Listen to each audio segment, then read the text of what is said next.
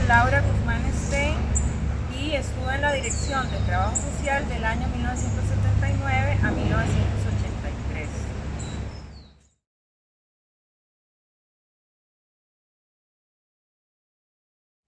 Bueno, ese fue un periodo bastante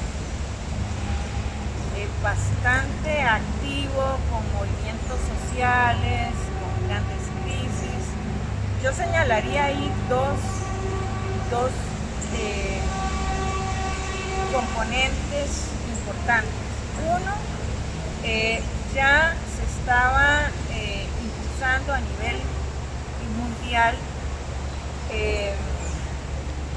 digamos, los inicios de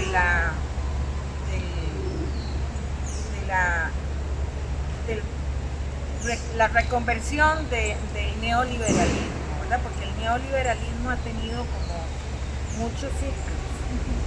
Y los organismos internacionales financieros, como el Banco Mundial, el Fondo Monetario Internacional, el mismo BID, ya venían impulsando lo que se llamaban políticas de ajuste estructural. Y en los países que se habían implementado estas medidas a raíz de la deuda externa que tenían, porque era un poco, bueno, que si teníamos una deuda externa muy elevada, había que socarse la faja. Eso era un poco lo que se decía. Y eso implicaba tomar una serie de medidas, no solo de orden financiero, sino que afectaban lo que eran programas y políticas sociales, lo que tenía que ver a nivel de por ejemplo, todo el área de servicios. Costa Rica tenía una deuda externa muy importante. O sea, la deuda externa que tenemos ahora, déficit fiscal, no es solo ahora, o sea, lo hemos tenido en otros momentos, pero no había firmado todavía, un poco tardío, un convenio con el Fondo Monetario Internacional, donde lo que se imponían eran medidas de ajuste estructural. Sin embargo, llega un momento, ya cuando ingresa al gobierno como presidente Rodrigo Carazo, ¿verdad?, que le toca a él concretar este proceso. Habían habido grandes levantamientos populares en otros países, había muerto gente, habían encarcelado mucha gente también, y se decide que no se va a firmar el convenio con el Fondo Monetario Internacional. Entonces en Costa Rica se viene una crisis que, para los que tuvimos que vivir esa crisis, fue muy fuerte. Yo estaba muy joven, pero ya estaba trabajando aquí en la UCR, porque había que reorganizarse cotidianamente para poder suplir necesidades de la cotidianeidad. Por ejemplo, el comprar comida. Existían los estancos del Consejo Nacional de Producción. Sí, entonces nos organizábamos en grupos de profesores que vivíamos cercanamente para comprar por quintales el arroz, los frijoles, el azúcar, y en el garaje de alguna casa se repartía. Esa era la manera para poder vivir. Hubo una devaluación muy fuerte del colón. La inflación creció desmedidamente, inclusive casi que llegó un momento en que todo se cobraba en dólares, porque no se sabía cuánto iba a costar el colón al día siguiente. Eso tuvo un impacto también sobre las universidades y todas las instituciones estatales. Se hicieron recortes, pero así draconianos, en el presupuesto nacional. Yo recuerdo que inclusive en esta universidad se llegó a restringir, no era solo el presupuesto, o sea, que teníamos que trabajar con 4 o 5, la escuela no tenía un presupuesto muy elevado, aunque se había logrado desde tiempos de la administración de doña Rosa María Mora, ella logró que nos aprobaran muchas plazas de profesores, ¿verdad? Entonces ya traíamos eso ganado, pero había que trabajar con las uñas. Nos restringían lapiceros, nos restringían recibían cuadernos, nos recibían pizza, hasta el papel higiénico, ¿verdad? Entonces, fue un periodo difícil en ese sentido, ¿verdad? De manejar, aunque también desde, esa fue otra coyuntura, hubo una polarización político-ideológica en este país muy fuerte. Entonces se fortaleció el movimiento Costa Rica Libre, ¿verdad? Que las generaciones de ahora no conocieron de ese momento. Y hubo una toma de este edificio que todavía estaba en construcción, en remodelación. Los estudiantes de ciencias sociales, en cuenta los de trabajo social, tomaron este edificio. Y de la noche a la mañana, el Ministerio de Seguridad Pública hace un cerco sobre la Universidad de Costa Rica. Y cuento esta anécdota porque creo que ilustra bastante bien cuál era el ambiente. El ministro de Seguridad se suponía que era una persona bastante progresista, pero bueno, se dio esa situación. A nivel de consejo asesor, me acuerdo que nosotros nos reunimos a las 3 de la mañana para tomar decisiones que íbamos a hacer, porque lo que decían era que aquí le presentaron una lista del armamento. Siempre recuerdo que Constantino Tulio dijo, ay por Dios, en ese edificio el armamento que deben tener es como el de Pedro Picapiedra. Ladrillos, piedras, palos y varillas de construcción, ¿verdad? Entonces, ahí comprendimos que esta situación tenía que ver con otras cosas, ¿verdad? En cuenta la autonomía universitaria, que siempre ha estado en la picota. Bueno, al final logramos, o sea, el Ministerio de Seguridad tuvo claro que no podía ingresar a la Universidad de Costa Rica, aunque la tenía cercana. Y logramos sacar a los estudiantes de acá porque sabíamos que andaban miembros del movimiento Costa Rica Libre armados. Y lo que no queríamos era que se armara una refriega ahí, que se utilizara de excusa para entonces poder entrar a la universidad y tomar la universidad. Entonces, fue un periodo en que ese no fue el único incidente. Hubo varias marchas por el presupuesto de la universidad, de todas las universidades públicas. En ese momento creo que estaban, que eran dos, no sé si el tecnológico ya se había creado, pero si la Universidad Nacional y la Universidad de Costa Rica. Y bueno, tuvimos que aprender a ser creativas en cómo hacíamos que, por ejemplo, el presupuesto nos alcanzara. Ya nosotros teníamos como un plan de estudios que no estaba fundamentado en cursos, sino en talleres. Sí, era un plan de estudios que tenía costos agregados y no íbamos a dejar que esas limitaciones impidieran que se consolidara esa propuesta, ¿verdad? Y bueno, al final se logró salir adelante. Yo creo que eso fue uno de los grandes logros no solo de la administración, sino que se logró también que hubiera un espíritu de cuerpo dentro de la escuela, a pesar de las diferencias ideológicas y políticas tan fuertes que había, por ejemplo, entre el personal docente, ¿verdad? Que venían ya de antes. Pero al final lo que privaba era como ese compromiso, esa identidad con esa institución que se llama Escuela de Trabajo Social. No en balde ha durado 80 años, ¿verdad? A pesar de todas estas cosas.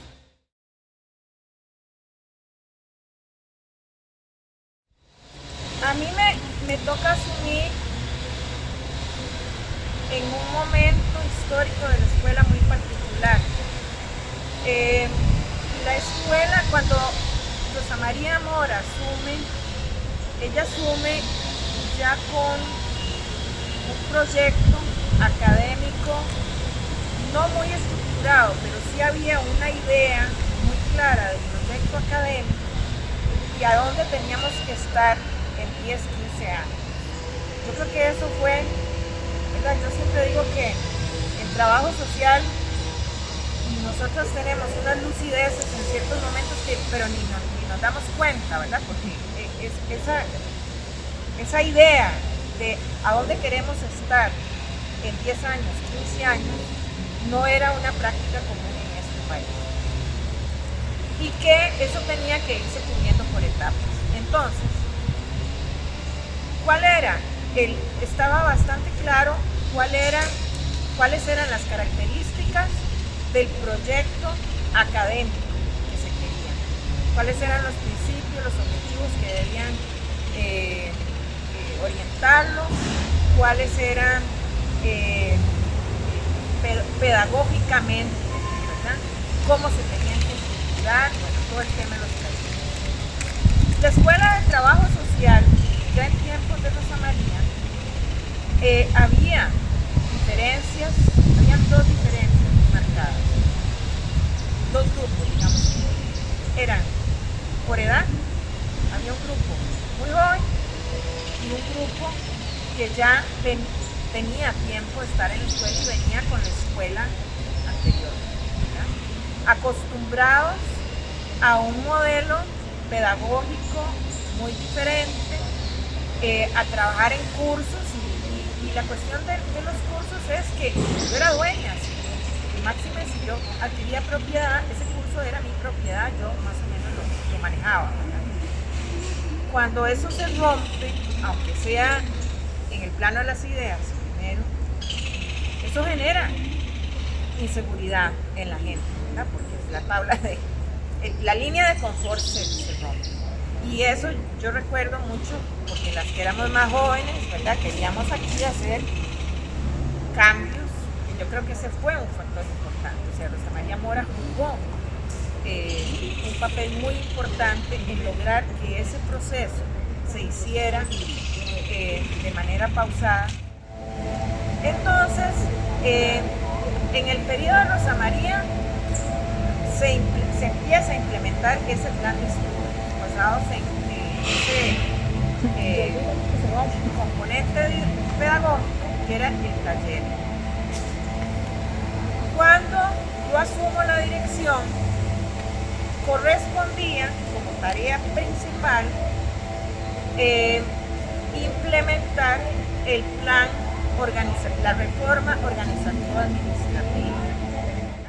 Los docentes que no estaban de acuerdo con ese tipo de plan de estudios, ellos seguían con el plan en extinción, que se llamaba, ese nombre nunca me gustó. Era el plan en extinción, ahí la gran pregunta era ¿qué va a pasar cuando se extinga el plan de estudios? ¿Verdad? Que correspondía en el primer año de mi gestión. Entonces, había que hacer una reorganización de la escuela. El grupo que habíamos venido trabajando más de cerca en esto, teníamos bastante claro, ya habíamos hecho lectura política, de cómo estaba la correlación de fuerzas. Yo recuerdo que, bueno, yo tenía dos situaciones. Una, cuando a mí me plantearon para lanzar la candidatura para la dirección, yo no tenía la edad para la dirección.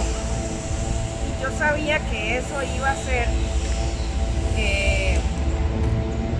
un elemento que se iba a utilizar. No tenía la edad y eso se podía utilizar, ¿verdad?, como un elemento, un factor en contra, de que no tenía la experiencia, aunque yo había venido trabajando. Yo fui la primera coordinadora de la sección de investigación de la escuela, ¿verdad?, que se estudió también durante el periodo de Rosa María. Entonces, eso. Y lo otro, aquí el tipo de juego político que se daba para las elecciones era muy diferente al que se da ahora, ¿verdad? Entonces, ahí el tema de la ideología, ¿verdad?, yo sabía que era un tema que podía también ser, porque bueno, yo tenía claro de que ideológicamente una posición bastante radical en muchas cosas, pero por otro lado, yo no tenía problema en decir que era feminista, en empecé muy joven, ¿verdad? También siendo feminista, entonces también tenía posiciones que estaban muy influidas, digamos, por esa perspectiva. Bueno, al final yo resulté electa por unanimidad. Sin embargo, siempre tuve muy claro que la unanimidad no quería decir que todo el personal docente, miembro de asamblea, estaba de acuerdo con que yo fuera la directora, que era una decisión estratégica.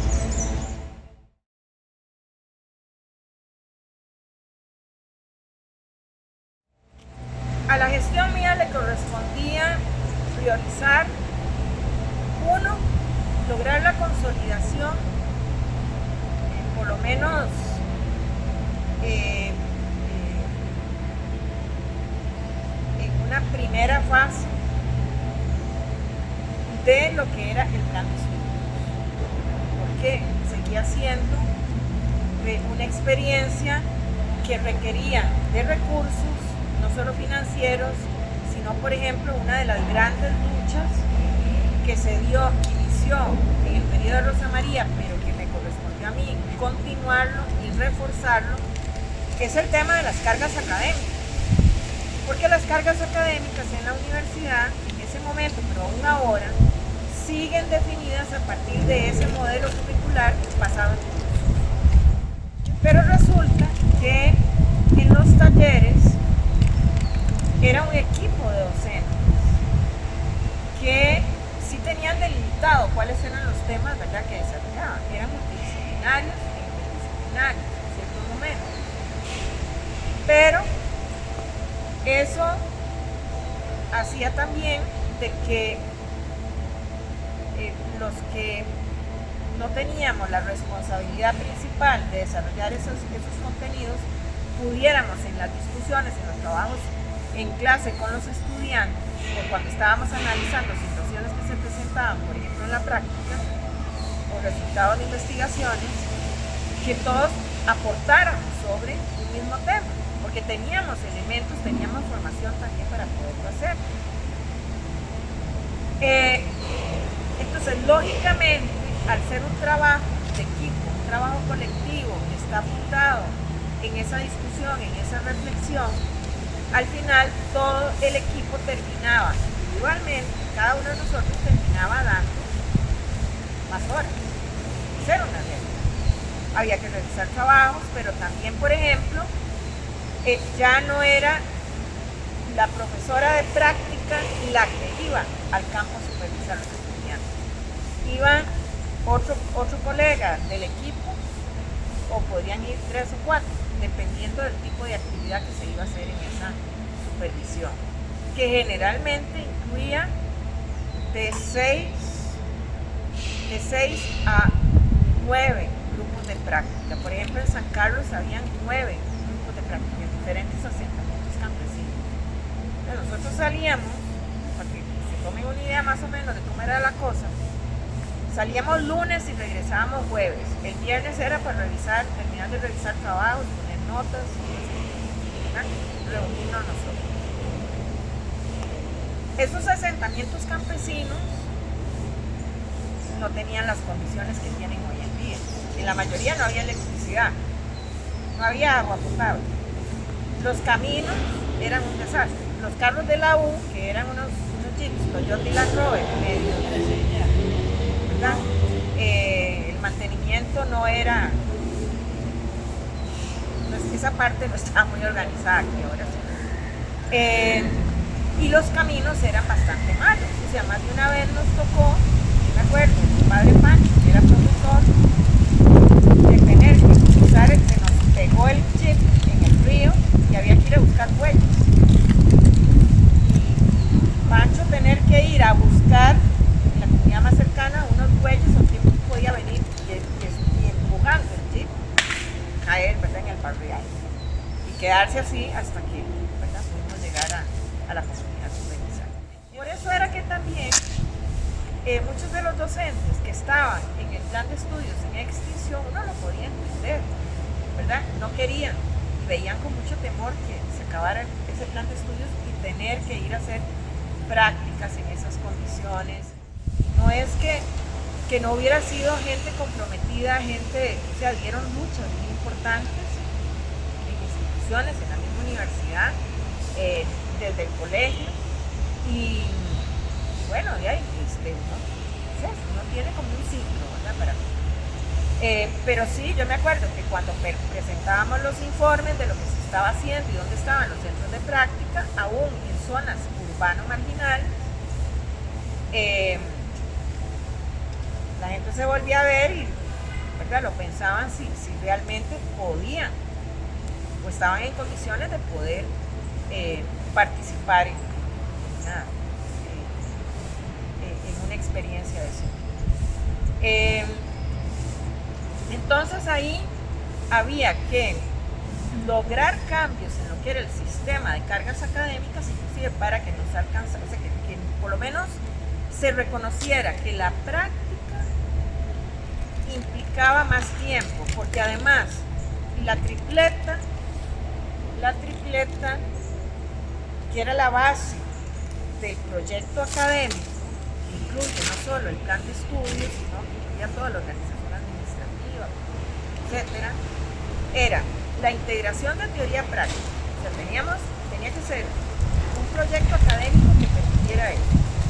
La integración de docencia, investigación y acción social, que además, nosotros, cuando eso quedó en el estatuto orgánico, creímos que ya habíamos resuelto el problema.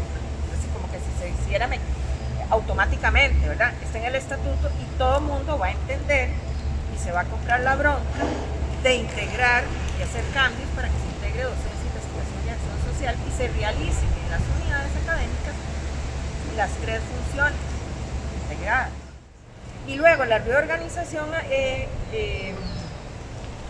organizativa administrativa, que entonces implicaba reorganizar la escuela, desde cómo se iba a organizar al personal administrativo, las secciones, porque era echar a andar ya en forma las secciones con funciones definidas, ejecutivos, todo eso, ¿verdad? Porque se venía trabajando desde el periodo anterior, pero ahí ya era la aprobación, tenía que lograrse la aprobación de la asamblea de escuela para que eso quedara como estructura, las coordinaciones de taller, etc.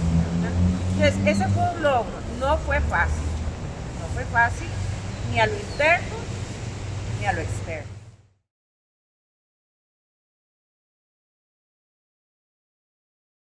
Ahora hace poco me topé en una actividad del colegio a 3 estudiantes del primer año que se implementó y que tuvieron que ir a una comunidad, creo que era en Barra Blanca. Estas eran muchachas de ciudad, ellos eran becarios, o sea, no venían de hogares de medios, ¿verdad?, muy altos, pero eran universitarios, chicas de ciudad. Y a pesar de que se les daba un proceso de inducción, porque parte de lo que tenía que hacer el estudiantado en la práctica era hacer trabajo productivo para que realmente entendieran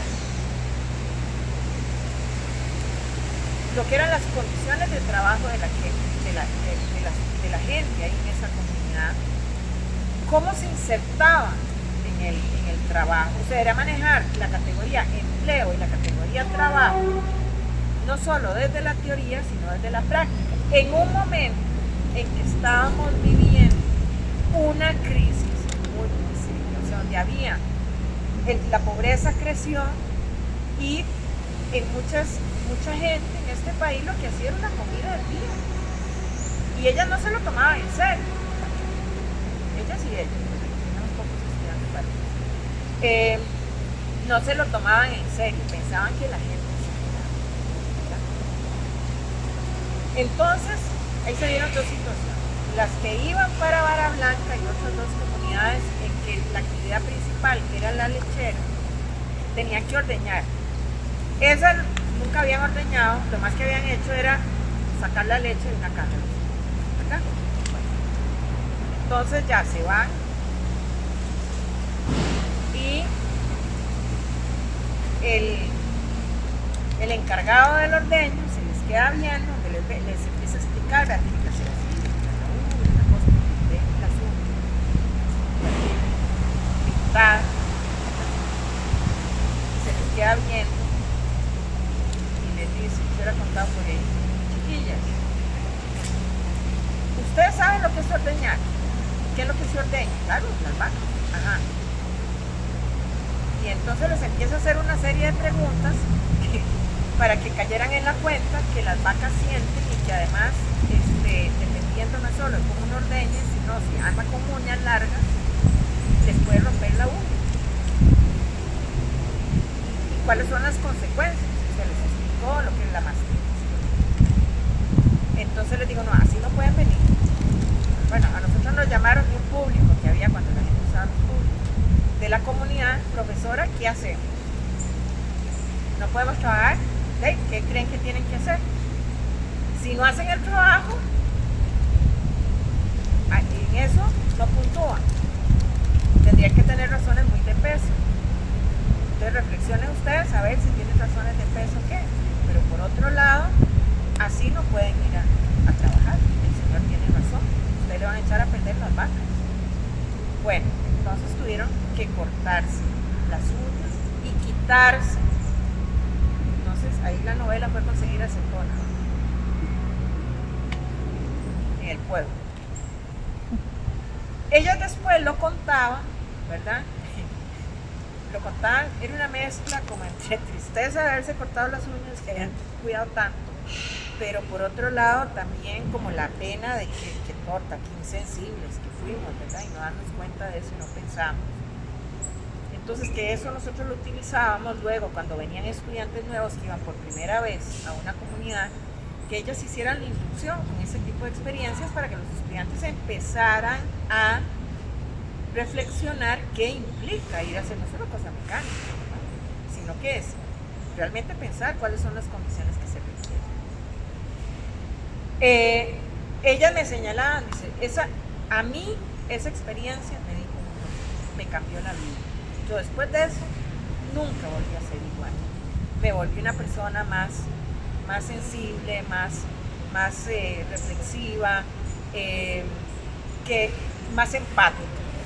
Ahí entendí lo que era la palabra empatía, qué significado tenía. Había que empezar por eso. Nos tocó también, por ejemplo, las que iban aquí a zonas urbanas marginales que creyeron que la iban a tener más fácil, ¿verdad? Porque bueno, esas chicas y chicos, unos trabajaron en una pequeña industria, ¿verdad? Pequeñita, y otra gente creo que fue en una pulpería, bueno, era lo que había, digamos, en la pulpería. Pero el drama se hace, en clase estaban viendo todo lo de la crisis, ¿verdad? Claro, cuando llegan a desayunar el primer día, y se encuentran con que no hay desayuno. Entonces la señora de la casa, muy compungida, a cada uno le va diciendo de que ellos solo hacen una comida y que es arroz, frijoles, no comen carne de ningún tipo porque no da el bolsillo. Arroz, frijoles, por ahí plátano maduro, un huevo, ¿verdad? De vez en cuando y pare con todo. Entonces, bueno, llaman emergencia. Ya nos vamos. Entonces el tema era que se iban a desnutrir y que teníamos que ver qué tenía que hacer algo. Entonces, bueno, hubo que hacer todo un proceso ahí para que entendieran que primero nadie se iba a desnutrir ni se iba a morir porque unas semanas hicieron la comida al día, pero entonces, no, ya tenemos una solución. Es que la señora nos dijo que si le traemos la carne y le traemos los huevos y traemos el queso, ella no los almacena. Entonces nosotros les dijimos, bueno, pónganse ustedes en los zapatos del resto de la familia, que entonces se bañan, se alistan para irse al trabajo, irse a la escuela, y los ven a ustedes comiendo, ¿verdad? Un huevo, un pedazo de pan, cosa que ellos se van con el estómago vacío, no como sus sentidos.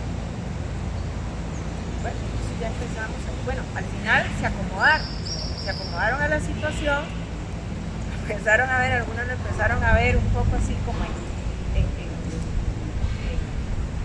broma, pero también un poco en serio, de que eso les había servido para bajar de peso, que estaban pasaditas de peso, pero también llegar a entender, que eso me lo dijo otra, me dice, vea, yo entendí lo que era la crisis, sin recitar lo que veíamos en clase o en los libros. La crisis es A, B, C, es no tener que hacer una comida al día, con la mitad de los alimentos que normalmente, ¿verdad?, lo haríamos. Irse a acostar con el estómago vacío, levantarse con el estómago vacío. Entonces, eso lograba una transformación muy importante, ¿verdad?, en los estudiantes, al punto de que cuando salieron a trabajar en muchas instituciones, les habían eliminado a trabajo social, transporte. Ya. Entonces, yo me acuerdo de estudiantes que iban en bicicleta a las comunidades, ¿verdad?, para hacer los estudios, hacer las visitas. O cogían el bus, que duraban el doble, el triple, en ir y venir, que corrían ciertos riesgos, sí, pero lo hacían con un gran compromiso, que sentían que realmente estaban haciendo un aporte significativo y estaban haciendo un trabajo social transformador.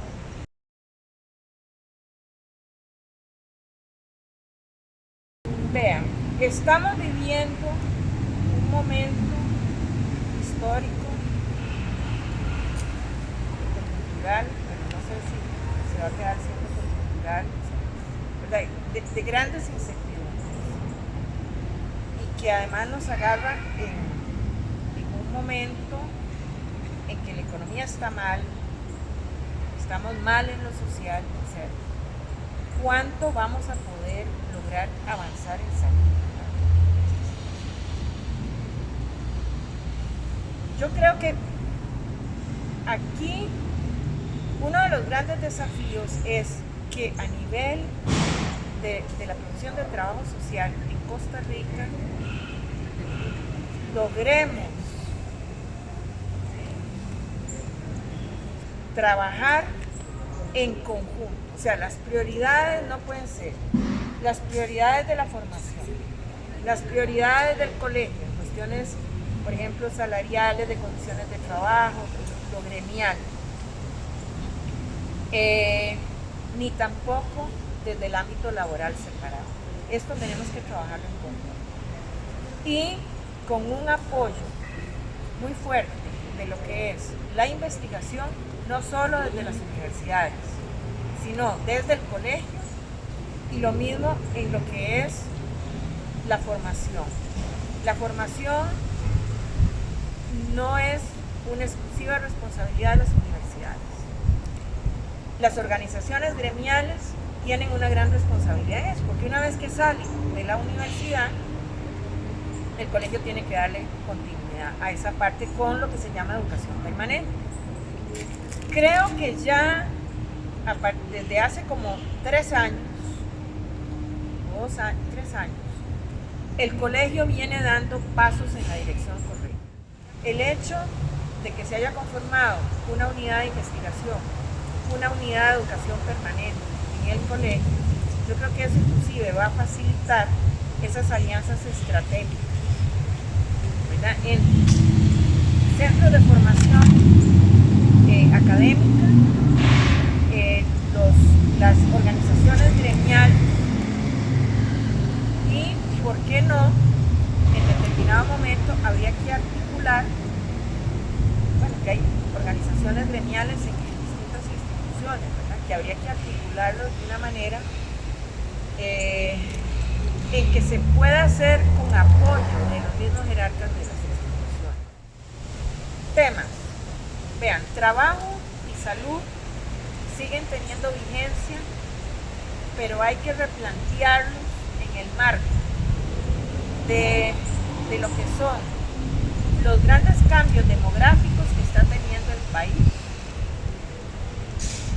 Nadie está pensando en la población mayor de 50 años, hombres y mujeres, como parte de la población económicamente activa.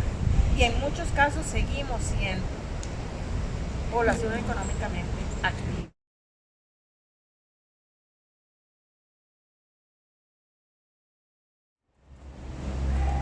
Soy Laura Guzmán Stein, trabajadora social, y quiero enviar un saludo muy efusivo a toda la comunidad de trabajo social de este país, no solo a quienes son estudiantes, docentes o personal de la Escuela de Trabajo Social de la Universidad de Costa Rica, en conmemoración del 80 aniversario. Yo creo que son pocas las escuelas universitarias en este país que han logrado llegar a semejante cantidad de años y en las condiciones en que está la escuela, que es una institución que tiene un gran prestigio a nivel nacional, a nivel internacional, que le ha dado grandes aportes al país y también internacionalmente. Quiero destacar esto porque creo que ha sido una escuela que siempre ha tenido muy claro que su responsabilidad no es solo con el país, sino también en aportarle a la región centroamericana y América Latina y el Caribe en general. Esperemos que esta celebración nos llene de energía para seguir en esta lucha y fortaleciendo la escuela académicamente, profesionalmente y también en términos de la incidencia que debe tener a nivel de no solo políticas públicas, sino políticas públicas, porque se avecinan tiempos bastante difíciles y donde pienso que la escuela tiene que tener una voz, si no se la dan, se la tiene que dar, ¿verdad?, para poder colaborar en ese esfuerzo nacional de sacar el país.